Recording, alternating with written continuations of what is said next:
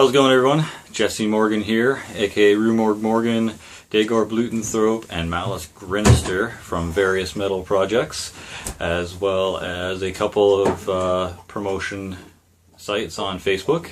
Welcome to episode 4 of Jesse Talks Metal. This one's going to be about bands with masks. To get things started right away, I've got a bit of a list here to go through, and you know, if you've heard of them before, that's cool. Just kind of kindly, sit patiently until you've heard something that you haven't heard before, and maybe leave your comments in the comment section below if you have anything else that I've missed. Alright, first off, bands with masks. We've got Slipknot, the most obvious one. They're a new metal, kind of metalcore, extreme metal, depending on what you'd want to call them. They started up in 1995. Their masks consists of pretty much anything, homemade or just, at least when they first started it was. There's the obvious clown mask. I've got a poster over to the left here, and they're a really good band. I mean, a lot of people, can take them or leave them. There's not too many people that are just kind of like meh about the band, and they're still coming out with new albums. Not every year, but every other or every third year they come out with one. Their members have changed greatly over the years, and now they've got 2 new members with pretty much the same mask. I think it's the drummer and the bass player. The bass player that replaced Paul Gray, rest in peace. And yeah, they're one of the main bands that everyone knows that wears a mask. Up next is Mushroomhead. They're also kind of a new metal, melodic metal. I would even say they have like blackened kind of features to their music. And they've been around, believe it or not, since 1993. Their masks tended to be on the similar fashion as Slipknot when they began. One of them even had a pig mask, and I think they also did different homemade masks as well. And over the years, their lineup has changed pretty significantly as well. And they're still to today continuing to make albums, and I've yet to get their most recent ones, but everything else before that I've loved. Same with Slipknot, believe it or not. Next up we have is Gwar. They're more of like a full bodysuit kind of bands with mask type of deal. Where they wear, armor or kind of synthetic muscles and different things like that. The old singer, rest in peace, used to wear this kind of spiked, mangled-looking genitalia on the front of his outfit. It's pretty funny. I think he calls it the cuttlefish or something like that. And I heard a rumor that he once almost got arrested for it from wearing it out in the public outside of a venue somewhere. That's kind of funny. Nothing like getting arrested for your giant dick. Up next is Dawn of Ashes. They didn't always used to wear masks, I don't think, and I think what they do is a very minimal, and it just covers like this part of the face here. The singer from one of the Genocide Chapters videos is more of like a kind of a bone-looking, gory-looking mask.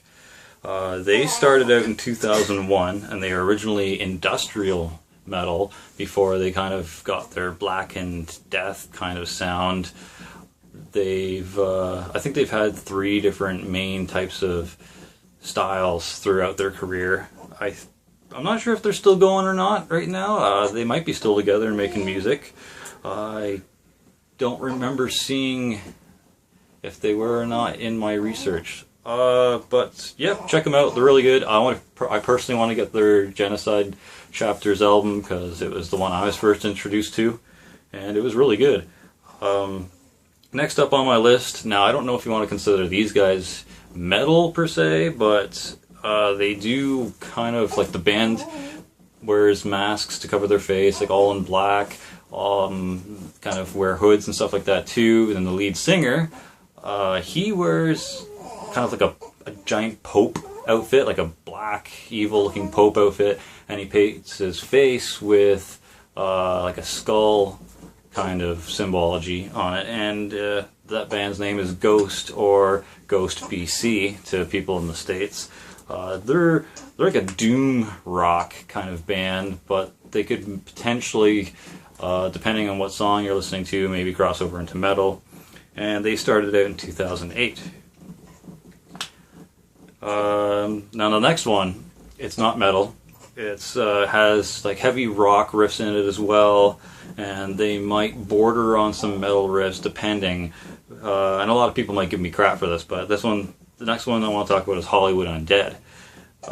They are more of a rap, kind of gangstery rap rock group that started out in 2005.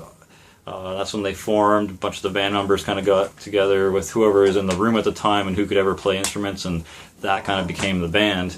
And eventually they got their main group together and recorded an album finally in 2007, that being Swan Songs, which is amazing. It has the song Undead on it, Young, Number 5, and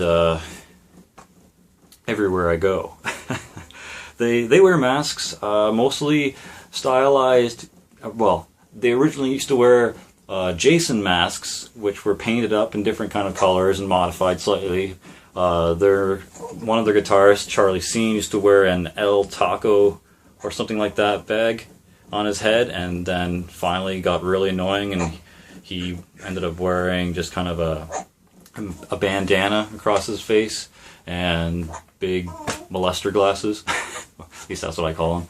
They're the big kind of pilot glasses or whatever. Anyways, they eventually started getting more recognized, and their masks changed to kabuki style masks, which I don't know if you know what the word kabuki is or can relate to it, but it's a Japanese style of plain face mask. It's just like normally all white with like a small simple design on it, but theirs kind of took the form of a paper mache style version of that with their own, you know, unique symbols and colors and whatnot thrown on there. And they're, like I said, they're not really metal, and the only reason I bring them up is because they're A, one of my favorite bands going right now, and B, they're a pretty well-known band that wears a mask. And I know it's Jesse Talks Metal, but at the same time, for this subject matter, I think they fit fairly well. But moving on, another actual metal band that wears kind of masks, and they sort of remind me of a better version of Gwar, depending on your musical tastes, might disagree with me, which is fine. You're totally allowed to have that opinion. But Lordi started out in 1992 as just the main guy, and I kind of just found this out, that it was only Mr. Lordi in the beginning as a solo project, and he eventually, in 1995, met up with the rest of his bandmates on his own funded Kiss cruise tour with all the fans and himself of the band Kiss. And the band Kiss is his main inspiration for his writing and his musical styles and stuff like that. However, once again, in my opinion, Lordi is 1,000 times better than Kiss, and I actually respect them, and their music a lot more. I mean, don't get me started on Gene Simmons. I could rant for probably about a half an hour on how much I dislike him and why. But that's regardless for this video. Lordi, their masks and outfits are similar to Gwar's, where it's kind of like an entire body outfit, and they're very unique. Amen, the guitarist, he wears like a mummy outfit and looks pretty sweet. They've had a few bass players over the year. One of them was Ox. He, as his name suggests, he looks more like a monster-y version of an ox. I'm trying to think of the word. Ah, darn it, I can't think of it right now. It's basically when something animalistic becomes human resemblant.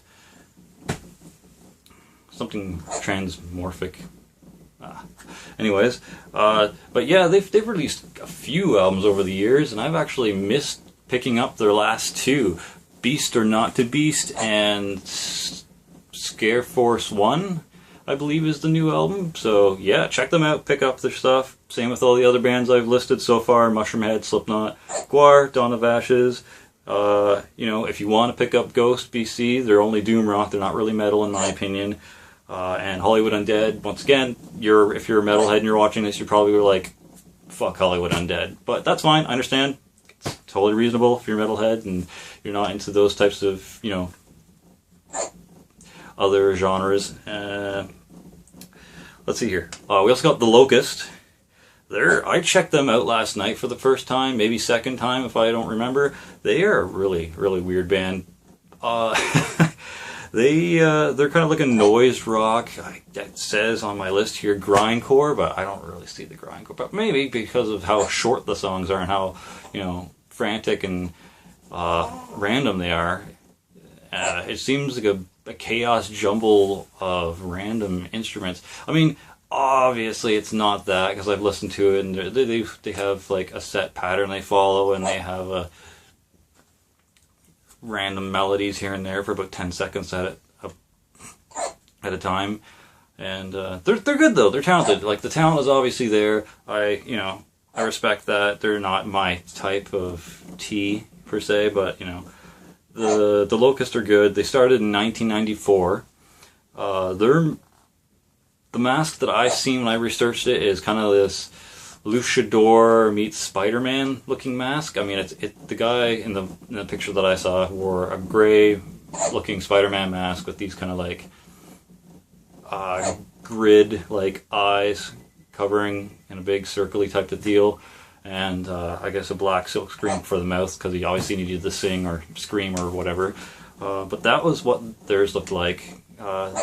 The rest of the band may or may not have the same mask. I didn't really research too much into that one, but I do want to mention it, and for the people that like noise rock and chaotic kind of music like that, definitely check them out.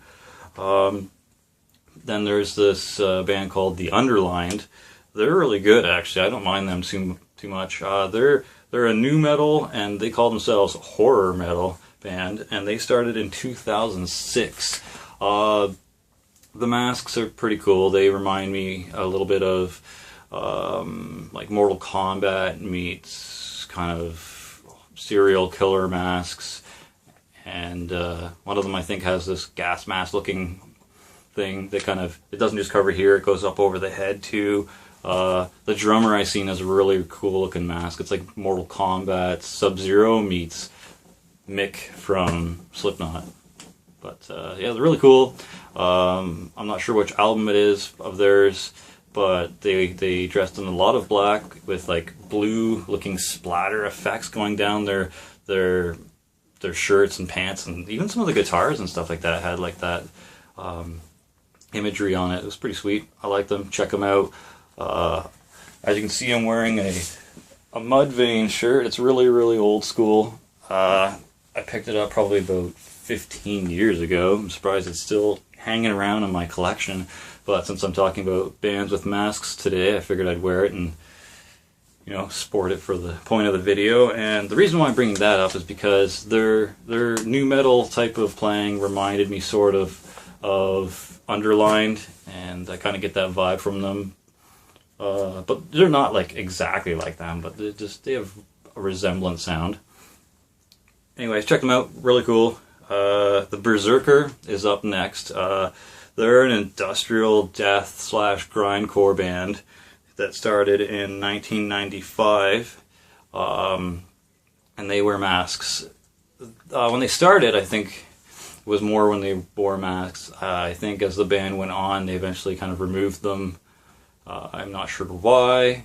I've heard that hygiene with the masks and them getting and aging or whatever, the mask's material inside became a problem. I think it was for the Berzerker anyway. One of the bands that was the problem, and that's why they started not wearing the masks anymore. But whatever, if your mask starts to decay, just make a new one. My opinion. But yeah, I like them. I checked out like 5 or 6 different videos on YouTube of Berzerker. Definitely can't complain. They're right up my alley. They're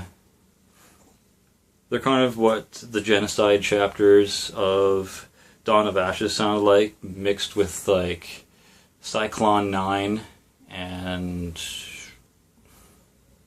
I don't know. It's really cool. You definitely have to check them out. The masks are pretty sweet too. Like, they're monster-looking masks. The one of the singers, I'm not sure if he's the guitarist slash backup singer, has this like open-jawed kind of evil warthog-looking mask with like horns, which was pretty sweet. The oh wow, I can't even remember what the other ones looked like. I just remember that one because that's the one that sticks out in my mind the most. But check them out, really cool. Their masks are very unique and like brutal, monstrous looking, and definitely worth the time to check out for sure if you're into bands with masks. And then finally on my list here I have Asesino. I hope I'm pronouncing that right. It's, I think, Brazilian. And it has the bass player as the singer from Static X. Rest in peace, Wayne Static. Unfortunately, you're no longer with us. You're like probably my obsession for 2 years in high school. Like, I bought everything Static X related. I don't think I'd go a day without listening to them back in the day. Very good band for that time period. And kind of cool that the bass player isn't the singer for Asesino. And he wears a black luchador type mask. The drummer wears basically a neoprene biker mask for when like the wind gets in their face and stuff like that. Need to protect it from the wind. It's a very simplistic mask. It's black and it has like a skull print on it. And he wears a kind of a not this kind, but like a baseball cap as well. The guitarist, he wears kind of looks like a bloody / orange Leatherface mask.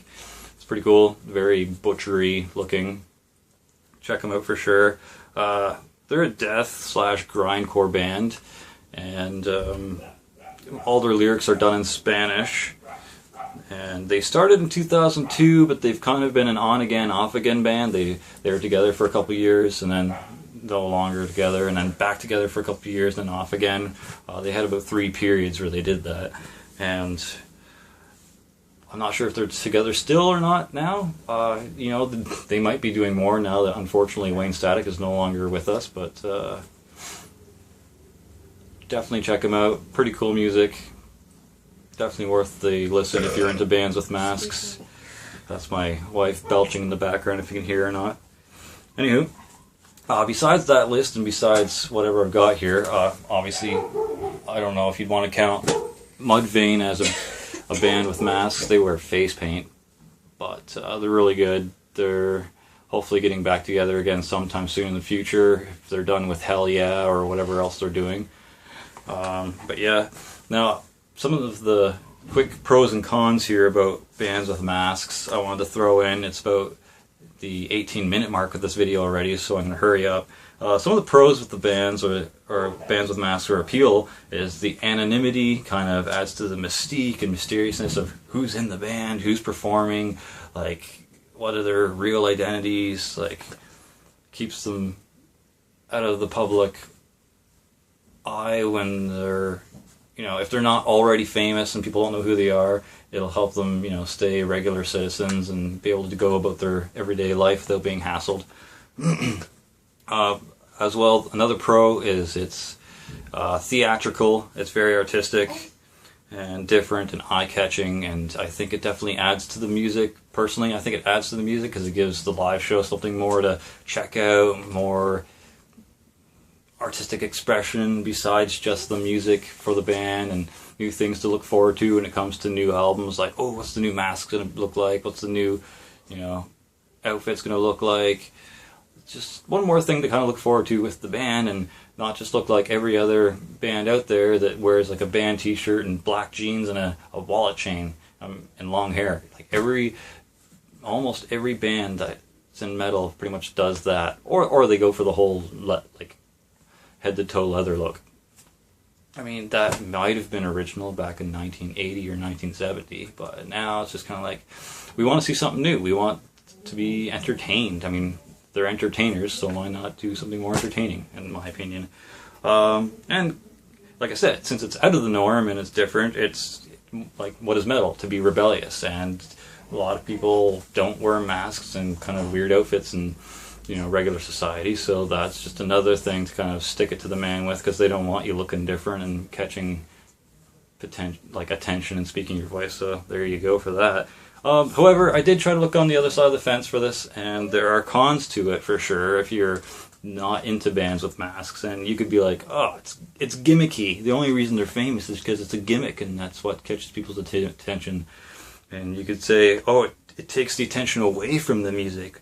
Like, they're not really even paying attention to what the music is. They just look at what the band looks like and think that's cool or whatever. But that's definitely what a con could be if you don't like the music and those bands. You might even think it's tacky. Like, why would they wear stuff on their face while they're playing? It'll get in the way of their playing. They won't be able to see what the hell they're doing, or they'll screw up more maybe if they can't see their instruments through the mask, or, you know. Or you might think they're adults. Why are they doing this? Like, it seems childish or immature. Like, it's not Halloween. Why would they be wearing masks and costumes? Or, you know, and that's, since they're immature and childish for wearing masks and costumes, maybe I don't take this band seriously because they wear masks, and I don't think they take their music seriously because they dress like a bunch of clowns. Not literally clowns, like Insane Clown Posse, but like a bunch of goofballs because they're wearing masks, which, you know, are all fairly valid points if you're not into bands with masks and stuff like that, and I understand, but that's your opinion.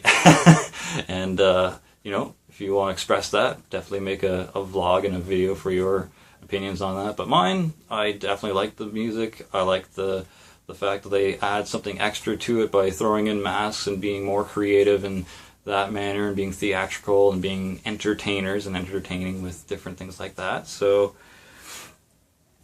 I have nothing bad to say about it.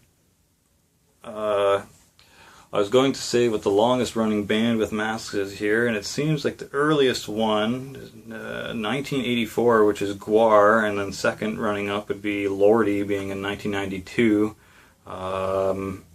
So yeah, they've been around for at least, well, if you consider Gwar, 1984, about 30 years, and most of the other ones are, you know, anywhere from 20 to 10 years in the running. So bands with masks have been kind of a big thing for quite a while. Anywho, that concludes that part of the video here. I'm at the 23-minute mark. I need to hurry up, or otherwise YouTube's not going to accept this video.